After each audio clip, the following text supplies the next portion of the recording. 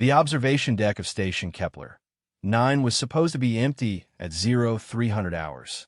Dr. Zayef had come to the crystalline viewport to grieve in solitude, her bioluminescent skin dimmed to a sorrowful blue. Her clutch of 3 eggs lay dormant in the medical bay below, showing no signs of viable development. After 7 generations of successful breeding, her genetic line would end here, alone among humans. That's when she heard it, a small human child crying.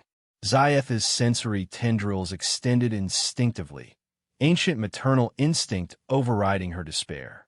She moved toward the sound and found a man hunched over a high chair, desperately trying to spoon nutritional paste into a wailing infant's mouth. The child, perhaps 2 Earth years old, was rejecting everything with the fury of a dying star. "Please, Emma," the man whispered, his voice breaking. "Just one more bite." Zayef watched from the shadows. This human male exhibited signs of paternal distress: dilated pupils, elevated pheromone output, trembling hands. Her species had studied humans for decades, but she'd never witnessed this particular vulnerability. Human males were supposed to be expendable in their breeding structure, yet this one appeared utterly devoted to a single offspring. "The child is rejecting inorganic compounds," Zayef said, stepping into the light. The man nearly dropped his spoon. His hand flew to his daughter protectively. "Don't. I mean no harm." Zayef's skin shifted to a calming amber. "I'm a biologist. The child digestive system likely requires organic molecular structures. Your prepared foods are too simplified for developing mammalian physiology." The man stared at her, really stared, and something in his expression shifted. You're trying to help?" "Yes," Zayef said simply. "May I?" Against all protocol, against every warning about cross-species interaction, the human named David allowed her to approach. Little Emma stopped crying when she saw Zayef's bioluminescence, her small hands reaching toward the shifting colors with wonder. "She's beautiful," Zayef said, and meant it with a depth that surprised them both. David's voice cracked. "I'm doing everything wrong. My wife, she died 2 months ago. Emma's been inconsolable. I can't seem to do anything right. I've tried everything the hospital recommends, but nothing works." Zayef extended one delicate tendril, a gesture of profound trust in her culture. Emma giggled and wrapped her tiny fingers around it. The sensation sent cascading waves through Zayef's nervous system. This human child was so fragile, so vulnerable, so utterly dependent on this single parent. "You are not doing wrong," Zayef said quietly. "You are here. You are trying. You have not abandoned her. This is everything." Over the following weeks, an unlikely friendship formed. Zayef modified Emma's nutrition based on her biological understanding, introducing organic compounds that made the child thrive. More importantly, she helped David understand something his grieving mind couldn't process alone, that his love was enough.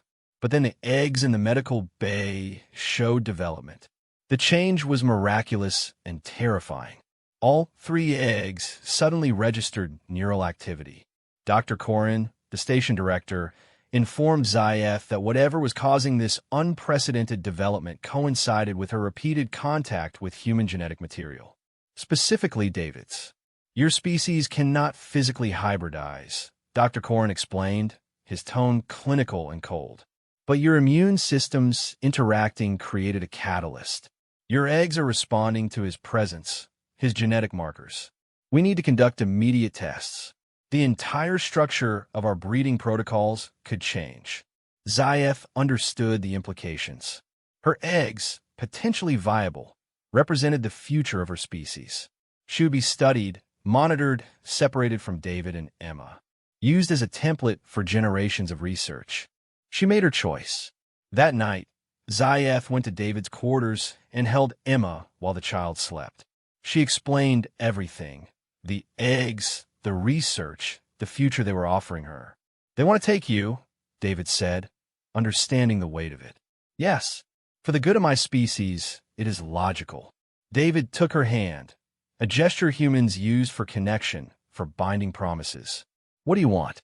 No Zayef had ever been asked that question. Her species prioritized collective survival over individual desire. But standing there, watching Emma sleep against her bioluminescent chest, watching the gentle rise and fall of this tiny human's breathing, Zayev understood something revolutionary. "I want to stay," she whispered. "I want to raise her. I want to see what she becomes." They presented their request together. David and Zayev asked to formally petition for interspecies parenting rights. It shook the entire station. It violated protocols. It contradicted decades of careful diplomatic boundaries. But the eggs continued developing. Within the year, 3 Zayathian children hatched, unlike any born before them.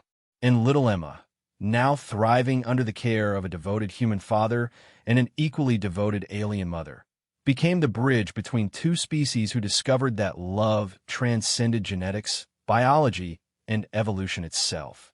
The future had never looked more uncertain or more beautiful.